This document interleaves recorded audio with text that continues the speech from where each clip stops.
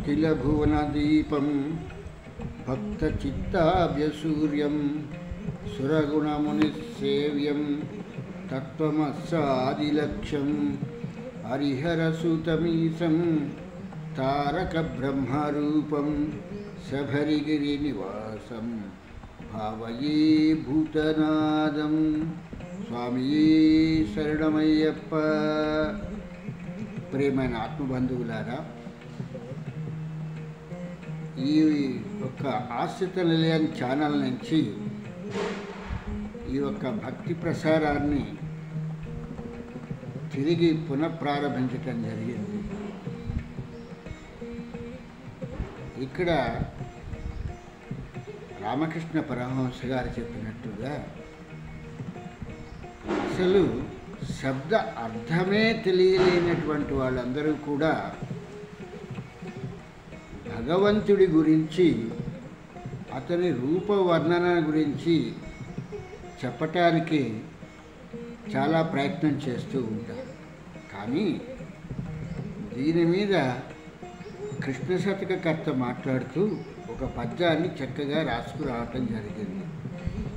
వేదంబులు గణనేరని ఆది పరబ్రహ్మమూర్తి అనఘమురారి నా దిక్కు చూచికావుము నీ దిక్కే నమ్మినాడ నిజముగా కృష్ణ అని చెప్పేసరి ఈ యొక్క కృష్ణ శతకకర్త ఈ యొక్క పద్యాన్ని ఇలా రాయటం జరిగింది. వేదాలే నిన్ను ఎలా ఉంటాయో చెప్పలేనటువంటి పరిస్థితిలో నేను నీ గురించి ఏం చెప్పగలుగుతాను? నీ దిక్కు మాత్రమే చూడగలుగుతాను, నీ వైపు మాత్రమే చూడగలుగుతాను. అంతకు మించి నీ రూపాన్ని నేను కనలేను అని చెప్పేటువంటి విషయాన్ని ఈ కృష్ణ శతకకర్త ఈ యొక్క కృష్ణ శతకంలో రాయటం జరిగింది. వాస్తవం చెప్పాల్సి వచ్చినప్పుడు ఈ యొక్క విశ్వమంతటినీ కూడా విరాట్ పురుషుడు సృష్టించి, విరాట్ పురుషుడి ద్వారా ఈ బ్రహ్మ విష్ణు మహేశ్వరులు అనేటువంటి వాళ్ళని సృష్టించటం జరిగి, సృష్టికర్తగా బ్రహ్మని ఉంచటం జరిగింది. ఎవరు పడితే వాళ్ళు సృష్టి చేయటం కాదు అనేటువంటి క్రమబద్ధీకరణలో ఈ విషయాన్ని చేయటం జరిగింది. దాంతోపాటు ఈ విరాట్ పురుషుడు తనతో పాటుగా ప్రకృతిని కూడా ఆయన పుట్టించటం జరిగింది. కాబట్టి ఈ ప్రకృతిలో ప్రతి అణువు కూడా ఈ ప్రకృతిలో నుంచి వచ్చినవే తప్పితే ప్రకృతిని దాటి వచ్చినవి కావు. ఇక్కడ ఒక ముఖ్యమైన విషయం ఏంటంటే, విరాట్ పురుషుడు ఈ యొక్క ప్రకృతిలోకి వస్తే తను కూడా స్త్రీమూర్తిగా మారిపోతాడు. ఈ యొక్క ప్రకృతి విరాట్ పురుషుని చేరుకుంటే అక్కడ ఈ ప్రకృతి పురుషతత్వంలోకి మారిపోతుంది. ఇది నిగూఢమైనటువంటి వేదములు ఉపనిషత్తులు చెప్తున్నటువంటి రహస్యము. ఈ విషయాలని తెలిసి తెలవని వాళ్ళు ఎవరైనా మాట్లాడితే దీని తాలూకు అర్థాలు మారిపోతాయి అనేటువంటి విషయాన్ని ముఖ్యంగా గమనించవలసినటువంటి విషయం. ఇది మానేసి వాళ్ళ ఏవో ఒక విషయాన్ని వాళ్ళు ప్రారంభిస్తారు.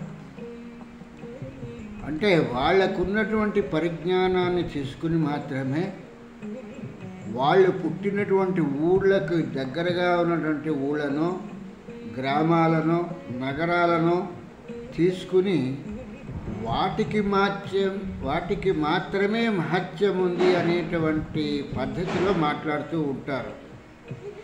మాట్లాడుతుంటే మరి మిగిలినటువంటి ఊళ్ళు, ఆ మిగిలినటువంటి వాళ్ళు ఏమైపోవాలి అనేటువంటి దానికి వాళ్ళ ప్రశ్నకి జవాబే లేదు. ఒక ఉదాహరణ తీసుకుందాము. తూర్పుగోదావరి జిల్లాలో ఉన్న ద్రాక్షారామము అని చెప్పేసి మనందరం కూడా అంటాము. ఒక పెద్ద ఆయన ద్రాక్షారామము అని చెప్తూ ఉంటారు. ఆయన మాట్లాడేటప్పుడు ఆ ద్రాక్షారామము అనేటువంటి చాలా గొప్పది అని అంటే మిగిలిన ఊళ్ళన్నీ గొప్పవి కావా? మరి అందరం వెళ్ళిపోయి ఆ ద్రాక్షారామంలోనే ఉందాము. మళ్ళీ వేరే వేరే ఊళ్ళలో ఉండి ఆ గొప్ప మహాత్యాన్ని పొందకుండా ఎందుకు ఉండాలి? ఒక తండ్రి సంపాదించినటువంటి ఆస్తిని తన నలుగురు పిల్లలు ఎలా సమానంగా పంచుకుంటారో అలాగే ఒక దైవం తాలూకు శక్తి, ఒక గొప్పతనం అక్కడ ఉంటున్నప్పుడు అందరం అక్కడికి వెళ్ళిపోయి ఆ దైవశక్తిని మనందరం కూడా పంచుకుంటే పోతుంది కదా. వేరే వేరే ఊళ్ళలో ఉండి ఆ ఒక్క ఊరికి ఏదో 5 నిమిషాలు 10 నిమిషాలు అన్నట్టుగా వెళ్ళి వచ్చే బదులు ఇలా కాకుండా మనం అక్కడే నివాస యోగ్యాన్ని ఏర్పాటు చేసుకుని ఆ మహాత్య అనేదో మనం అందరం పొందితే పోతుంది కదా. లేదు, ఇప్పుడు ఆ ఊళ్ళో ఉండి ఆ ద్రాక్షారామంలో ఉండి పొందినటువంటి వాళ్ళ తాలూకు సౌభాగ్యం ఏమిటి? ఒక్కళ్ళని మాట్లాడమనండి, మొత్తం నగరం అంతా కూడా మాట్లాడాల్సిన పని లేదు. ఎందుకనంటే ఉదాహరణలు చెప్పేటప్పుడు వాస్తవానికి దగ్గరగా ఉండాలి. ఒక పెద్ద మనిషి నేను ఉద్యోగంలో చేరినప్పుడు వేమన గారు రాసినటువంటి పద్యాన్ని చెప్తూ కొండ అద్దమందు కొంచెమై తోచదా అని చెప్పారు. అది నాకు కూడా చాలా చిన్నతనము, దాని అర్థం కూడా తెలీదు. పాప మహానుభావుడు చెప్పాడు అర్థం అనేటువంటి దాంట్లో కొండ చాలా చిన్నగా కనిపిస్తుంది అని చెప్పేశాడు. ఓహో, ఇదే అర్థం కామోసు, కొండ అద్దంలో చిన్నగా కనిపిస్తుందేమో అని చెప్పేసని ఆ భావంలో ఉన్నాం. ఆ తర్వాత మిగిలిన వాళ్ళ ద్వారా తెలుసుకున్న తర్వాత తెలిసిన విషయం ఏంటంటే కొండ యొద్ద మన్ను కొంచెమై తోచదా విశ్వదాభిరామ వినురవేమ అనేటువంటి విషయాన్ని వేమన మహర్షి రాశారు అనేటువంటి విషయాన్ని తర్వాత తెలుసుకోవటం జరిగింది.